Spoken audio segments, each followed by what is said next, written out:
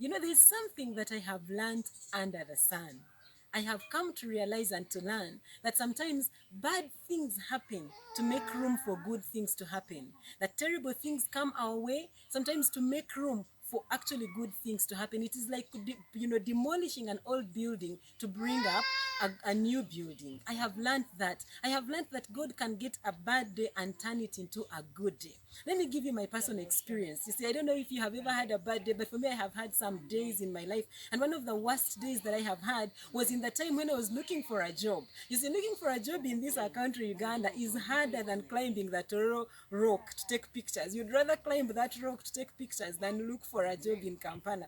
But it was when I was looking for the job, and I had been looking for it. And then one time, God opened the door for me. I was shortlisted. I started doing interviews for this job that I really wanted. It was a good job. I was looking at how I will end up being a pensioner when I have retired. I was very excited about that opportunity. And so what happened was that I went through the phases of interviews up to the end, the very last one. Now the last one, I had already seen the goodness of the Lord, so I knew nothing would go wrong. I entered this boardroom and I found about 6 people waiting to interview me. When they introduced themselves to me, I knew I was seated in front of very important people, but I had prepared for the interview. And so I went ahead and did the interview, and the interview was going on well. I promise you people, I don't know where the devil passed to enter the building because the boardroom door was closed, but I saw the devil's hand in that room when one of the men, when his time came to ask me questions, he actually opened my academic documents, passed my master's, transcript, my postgraduate, my bachelor's transcript to high school results. And he was like, Audrey, I see that you studied music in high school. I said, yes, I studied music. And he said, sing for us a song. Now, you people, remember I didn't say that I was at a national theatre. I was doing an interview for a normal job, not for musician. The man asked me to sing. And if you know me well, you know that that was the hardest question in that interview because I'm not really very good at singing. So that singing part spoiled my mindset. Everything about the interview from that particular moment went wrong. I can't tell you the entire story, but what I can tell you is that that day by about midday, I was on George Street in Kampala having one of my worst days in life. But that did not mean that my life ended there. I didn't get the job. I was very disappointed. I cried a lot. But then God made a way for me and gave me another job. And as you can see, years later, I am here and I'm happy and I'm living a fulfilled life. And so that's why I'm saying that from under this sun, I have learned that if you trust in God, a good thing can come out of a bad situation. In the Bible, in the book of 1 Samuel chapter 9, there's a story of a young man by the name of Saul. Saul, like me, actually his family had a bad experience. They woke up one day to a bad day. Their horses went missing.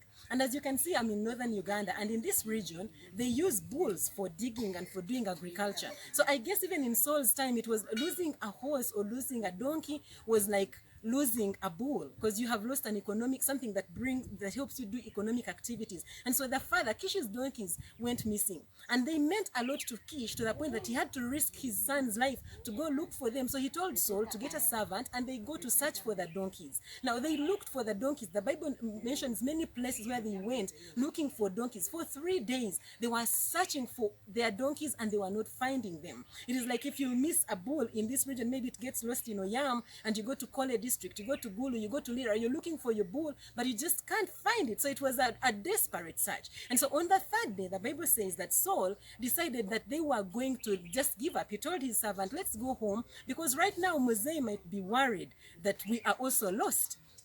And so when he suggested leaving the search and going back home, the servant came up with what I call plan B. He said, you know what, in this community, in this town, there is a prophet, there is a man of God. Let's go and talk to him. And that man of God actually was Samuel. And so for Saul, he agreed to a plan. He thought he was looking for donkeys, but instead of finding donkeys, when they found the prophet, the man of God, he helped Saul discover his true calling. And so anyway, long story short, when Saul gets to Samuel, God had already told Samuel that Saul would come to him and he was going to be ordained and anointed to be Israel's first king. And so what was a desperate search for Saul and his servant turned out to be Saul's one of the journeys that led him to his greatest discovery, knowing what God had called him to be. And that is an important thing. And so I don't know what you've been searching for. Some of us might be in a season of a desperate search. Something precious to you has gone missing. Maybe you have lost your job. Maybe you failed the other interview of you, maybe your relationship is not working. There is something that has gone so wrong, and you can equate it to Skish's loss of horses.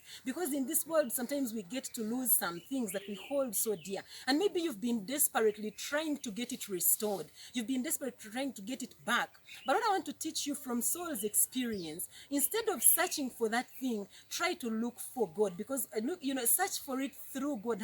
What do I mean? Because you see, the moment Saul now stopped doing things in his own might as a man and went to seek the help of a seer, of a prophet for that matter, he found more than just horses. Because actually Samuel told him, your father's donkeys have been found. But then also he helped him find himself. So in searching for the things through God in the right way, you don't only find the material things, but you also find something eternal, and that is your true purpose and your true calling. And so Paul's desperate search helped him find his calling in God. And so I want you to learn from that experience that the bad situation that you are experiencing, if you actually involve God in it, it can turn out to be one of the best experiences of your life.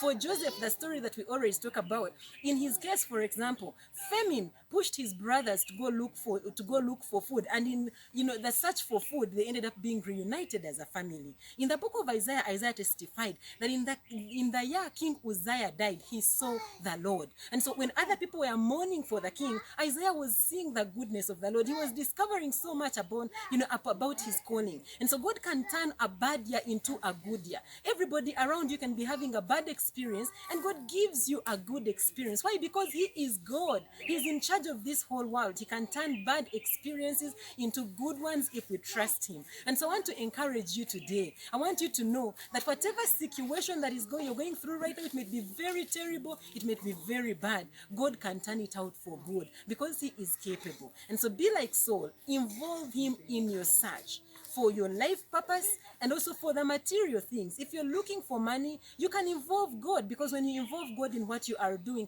there is nothing that is hard for God. God is able to get a bad day like the one I was having on George Street, and turn it into a good one. God is able to get a bad experience and turn it into a good experience. Even if it is a loss of a loved one, God can turn that whole mess into a good experience if you trust him, because God is faithful and God is capable. And so may God bless you, and may God turn your lives around for his glory and for your joy.